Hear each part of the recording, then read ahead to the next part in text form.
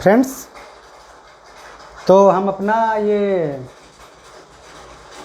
Photon का concept के लिए आगे कंटिन्यू करते हैं। ठीक है, पार्ट 1 में हमने वहाँ तक आपको बताया था कि किसी पर्टिकुलर लाइट वेव जिसकी वेवलेंथ लैम्डा है वो कंटिन्यूअस वेव की तरह एनर्जी सप्लाई नहीं करती है, उसकी एनर्जी जो है वो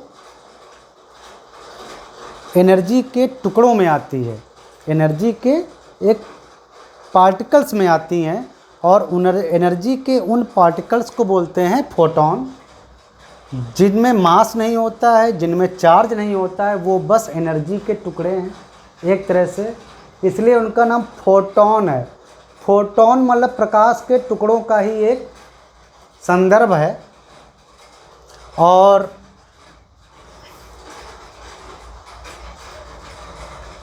उनमें से हर एक फोटॉन की एनर्जी फिक्स होती है जो कि उस लाइट के वेवलेंथ या उस लाइट की फ्रीक्वेंसी पर डिपेंड करती है।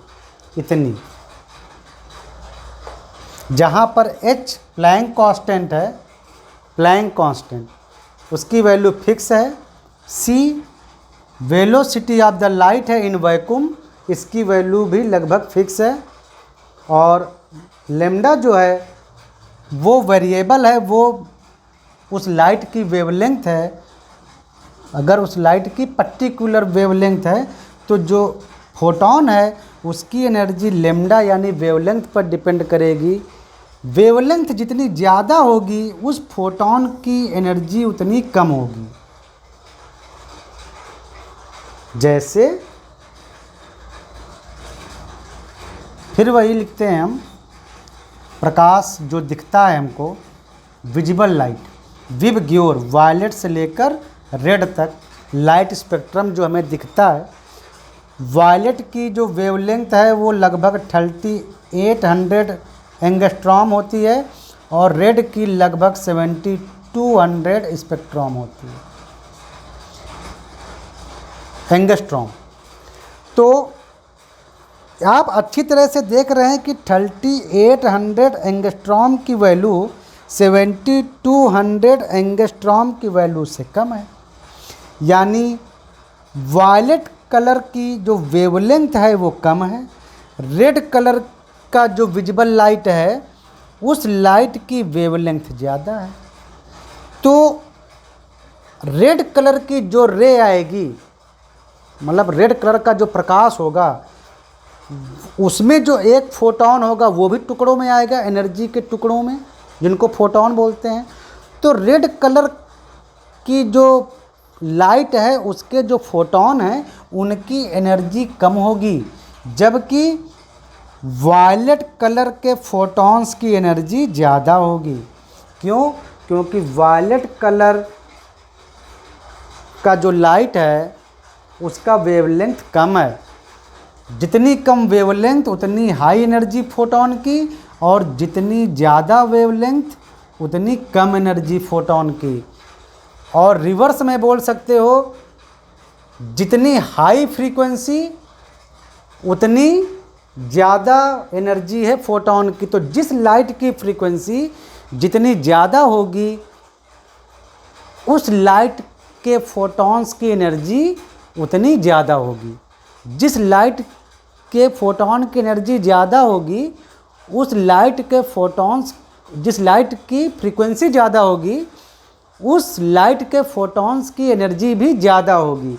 तो देखो यहाँ पर जो रेड कलर है, रेड कलर की जो वेव है, लाइट वेव, उसकी वेवलेंथ ज़्यादा है, इसका मतलब इसकी फ्रीक्वेंसी कम होगी, क्योंकि वेवलेंथ और फ्रीक्वेंसी दोनों का मल्टीप्लिकेशन क्या होता है वैक्यूम में लाइट की स्पीड।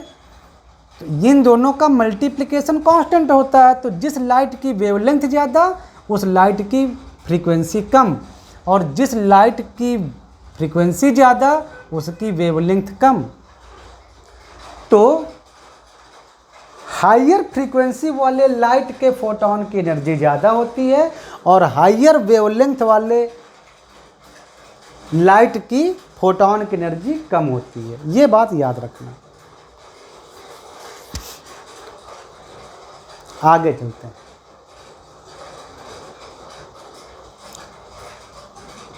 देखो, अगर कोई लाइट सोर्स है हमारा, ये हमारा मान लो लाइट सोर्स है, ये हमारा एक लाइट सोर्स है।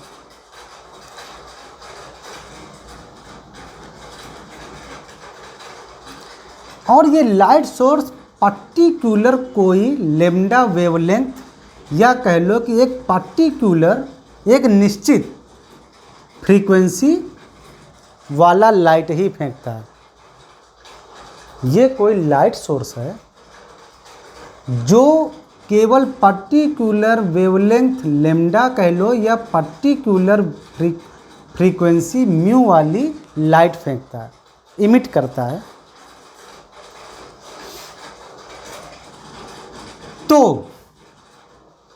तो वो अपने जो सारी जो लाइट है, वो अपनी सारी लाइट एनर्जी किसी भी time interval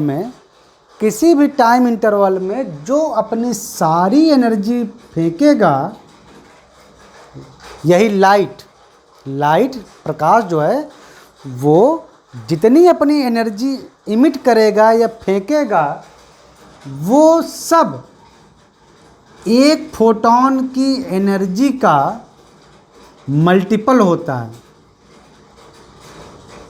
n, where n is integer।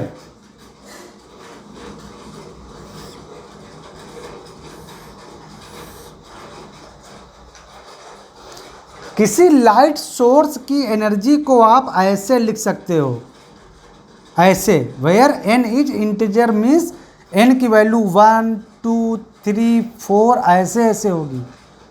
n की वैल्यू कभी भी पॉइंट में नहीं हो सकती, यानी वो आधा फोटॉन कभी नहीं फेंकेगा, वो फेंकेगा तो फुल फोटॉन ही फेंकेगा। फॉर एग्जाम्पल, मान लो कि एक सेकंड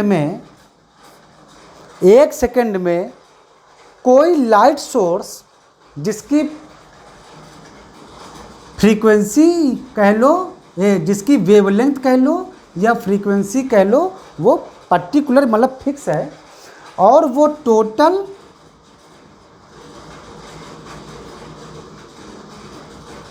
25 माइक्रोजूल एनर्जी दे रहा है। कितने सेकंड में? केवल एक सेकंड में। मान लो कि वो energy source light source 25 microjoule energy दे रहा है, और एक फोटॉन की एनर्जी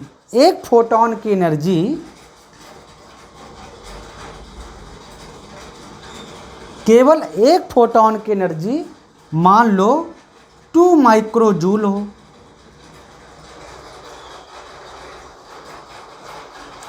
तो बताओ कि वो एक सेकंड में कितने फोटॉन इमिट करेगा, मतलब कितने फोटॉन एनर्जी के रूप में फेंकेगा। तो मान लो कि n फोटॉन फेंकेगा, तो n इक्वल टू एक सेकंड में टोटल फेंकी गई लाइट एनर्जी डिवाइडेड बाय एक सेकंड में एक फोटॉन की एनर्जी। अगर वो एक सेकंड में n फोटॉन फेंक रहा है तो n कैसे निकालोगे? एक सेकंड में टोटल लाइट एनर्जी जो उसने इमिट की डिवाइडेड बाय एक फोटॉन की एनर्जी। तो ये आ गया आपका 25 माइक्रोजूल डिवाइडेड बाय 2 माइक्रोजूल। ये माइक्रो का साइन होता है, और एक माइक्रो का मतलब होता है 10⁻⁻⁶, ये आप जानते हो। तो आंसर कितना आया? 12.5। लेकिन क्या ये हजम हो रहा है? नहीं हजम हो रहा है। क्यों? क्योंकि लाइट एनर्जी फोटोन के रूप में चलेगी और वो कभी आधा अधूरा फोटोन इमिट नहीं करता है। ये बात हमेशा याद रखना। लाइट अब जो फोटोन इमिट करेगी वो फुल फोटोन होगा उस पर्टिकुलर वेवलेंथ या फ्रीक्वेंसी का। उस पर्टिकुलर फोटोन की एनर्जी हमेशा एच म्यू या एच सी बाई लेमडा होगा और उसकी एनर्जी फिक्स होगी उस फ्रीक्वेंसी और उस वेवलेंथ के लिए। और जो लाइट है वो आधा अधूरा डिवाइडेड कह लो फोटोन इमिट नहीं करती है, फुल फोटोन इमिट करेगा, नहीं तो नहीं करेगा लाइट सोर्स। तो यानी यहाँ तो फोटोन आ गया कि 12 फुल फोटोन और आधा फोटोन। ये आधा फोटोन वाला कॉन्सेप्ट होता नहीं है। तो इसका मतलब क्या सही है दोनों में? दोनों में ये सही है कि फोटोन की एनर्जी तो वेवलेंथ पर और फ्रीक्वेंसी पर डिपेंड है। तो फोटोन की एनर्जी तो वेवलेंथ और फ्रीक्वेंसी के लिए फिक्स होती है। इसका मतलब ये कुछ गलत लिखा है, क्योंकि ये आंसर है नहीं, फोटोन आधा अधूरा निकलेगा नहीं। तो इसका मतलब 1 सेकेंड में 25 माइक्रो जूल एनर्जी नहीं निकलनी चाहिए, कुछ तो इधर उधर निकलनी चाहिए। जैसे या तो ये 24 माइक्रो जूल कहता तो सही था, क्योंकि 2 माइक्रो जूल से डिवाइड करते तो आंसर 12 आता, बिल्कुल फुल फोटोन नंबर, मतलब इंटीजर फोटोन नंबर, आधे अधूरे नहीं बीच में। या तो अगर ये कहता कि 26 माइक्रो जूल तब भी बात ठीक थी, क्योंकि जब 2 माइक्रो जूल से डिवाइड करते तो आंसर आता 13 फोटोन, ये भी सही है। यानी ये 25 माइक्रो जूल एनर्जी वो लाइट सोर्स इमिट कर रहा है, मतलब सही नहीं है। कुछ ऐसा इमिट करना चाहिए, क्योंकि लाइट सोर्स फुल फोटोन में ही लाइट को इमिट करता है। समझ में आया? कोई आधा अधूरा फोटोन इमिट नहीं करता है, ये भी बात आप याद रखना। ये तो हुआ लाइट सोर्स, जो कि मतलब फोटोन फेंक रहा है। अब जैसे हम टॉर्च से कहीं पर लाइट मारते हैं तो वो लाइट मान लो इस दीवार पर गिरा, जैसे ये बल्ब वहाँ से लाइट फेंक रहा है तो लाइट बोर्ड पर गिर रहा है, मेरे ऊपर गिर रहा है, हर जगह गिर रहा है। तो वहाँ से जो फोटोन आ रहे हैं वो लाइट सोर्स है। लाइट सोर्स से लाइट फोटोन के टर्म में एनर्जी फेंकता है। तो वहाँ से जो फोटोन गिर रहे हैं हमारे ऊपर, बोर्ड के ऊपर, हर जगह, तो उसमें से कुछ हम एब्जॉर्ब कर रहे हैं। तो किसी सरफेस पर अगर फोटोन एब्जॉर्ब हो जाएगा टोटल, तो वो भी एब्जॉर्ब होगा तो फुल्ली एब्जॉर्ब होगा, वरना टकरा के निकल जाएगा। अगर फोटोन एब्जॉर्ब भी होगा तो फुल्ली एब्जॉर्ब होगा कोई फोटोन, नहीं तो फोटोन स्कैटरिंग कर जाएगा, मतलब टकराएगा और निकल जाएगा। हो सकता है इस बोर्ड पर बहुत से फोटोन इस बोर्ड में टकरा के इसमें एब्जॉर्ब हो रहे हों और बहुत से स्कैटर होकर निकल रहे हों।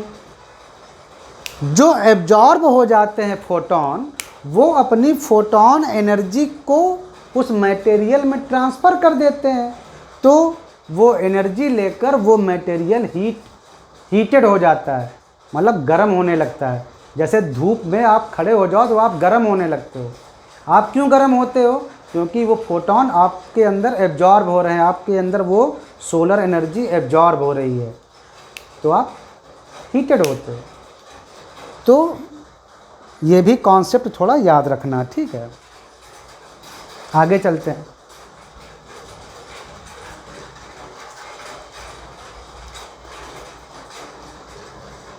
ये सब समझ में आ रहा है ना? तो आगे चलते हैं।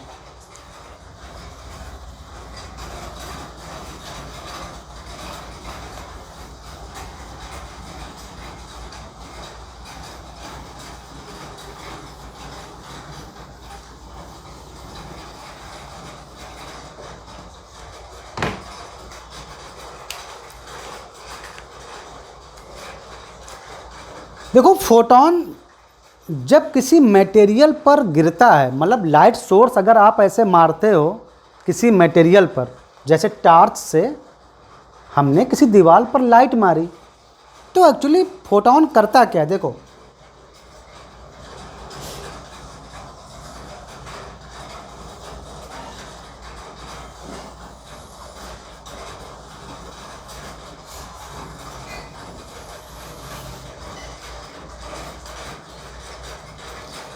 फोटोन जाकर उस मटेरियल में जो एटम्स हैं, भाई किसी न किसी मटेरियल का तो बना ही होगा ना वो चीज़। जैसे ये बोर्ड लकड़ी का बना हुआ है, हम कार्बन, पानी, नाइट्रोजन, वाटर मॉलिक्यूल्स, नाइट्रोजन और ना जाने कितने इनऑर्गेनिक और ऑर्गेनिक मटेरियल से बने हुए हैं। तो फोटोन क्या करता है, उस मटेरियल के एटम से कांटेक्ट करता है, उस पर गिरता है। तो करता क्या है देखो, दिखाते हैं। ये एटम है, एटम के अंदर प्रोटॉन होते हैं और न्यूट्रॉन होते हैं। तो इनको P लिख दो, ज़्यादा अच्छा लगेगा। हम चार्ज बेसिस पर लिख रहे थे। ये देखो, प्रोटॉन और न्यूट्रॉन बोलते हैं, इनको बोलते हैं न्यूक्लियस, इसको बोलते हैं न्यूक्लियस। बाहर ऑर्बिट्स होते हैं या सेल कह लो, जिनमें इलेक्ट्रॉन्स होते हैं ऐसे।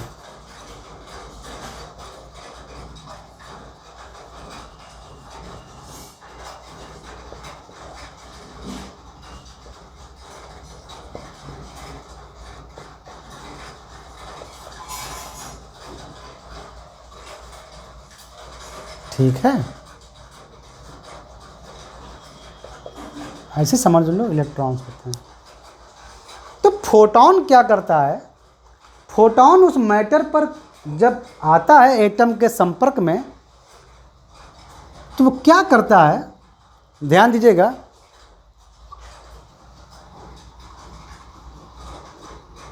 फोटोन या तो उनके जो बाहरी सेल में जो इलेक्ट्रॉन होते हैं, या तो उनको टक्कर मार के भाग लेगा,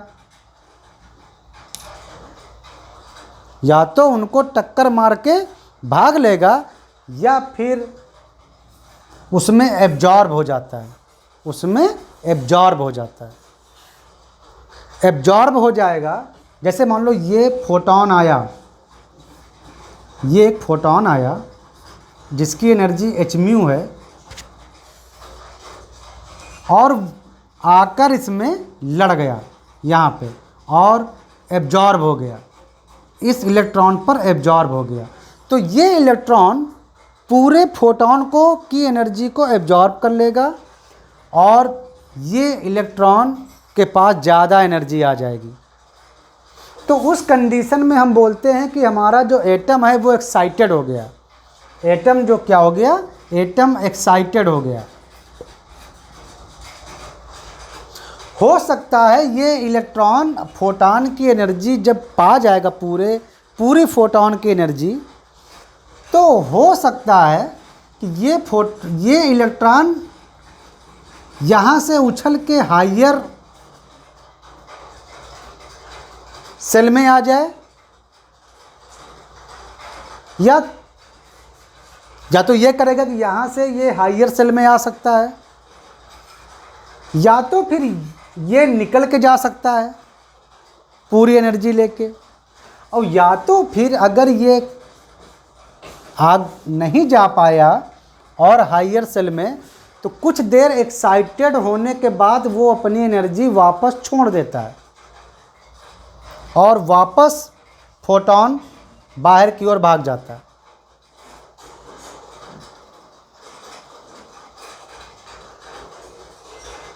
ये तो है फुल एब्जॉर्प्शन और फुल इमिशन। और कभी कभी ये फोटोन कुछ नहीं करता है, बस टक्कर मार के भाग जाता है। लाइट का वो जो टुकड़ा है वो टक्कर मार के भाग जाता है, जरा सा देर के लिए उसको मोमेंटम और एनर्जी ट्रांसफ़र कर देता है, अपनी घटा देता है। उसको बोलते हैं स्कैटरिंग।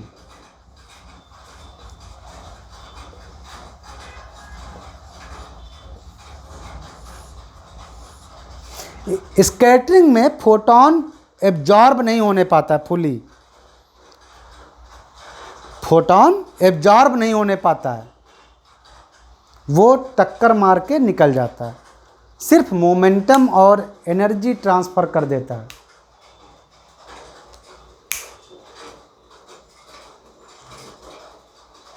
ये कैसे होता है? फोटोन में मोमेंटम और एनर्जी ट्रांसफ़र का जो कॉन्सेप्ट है वो हम आपको आगे के लेक्चर में बताते हैं, सिर्फ उतना ही बताएंगे जितना आपको रिक्वायरमेंट है, ठीक है, डोंट वरी। तो मिलते हैं नेक्स्ट एपिसोड में।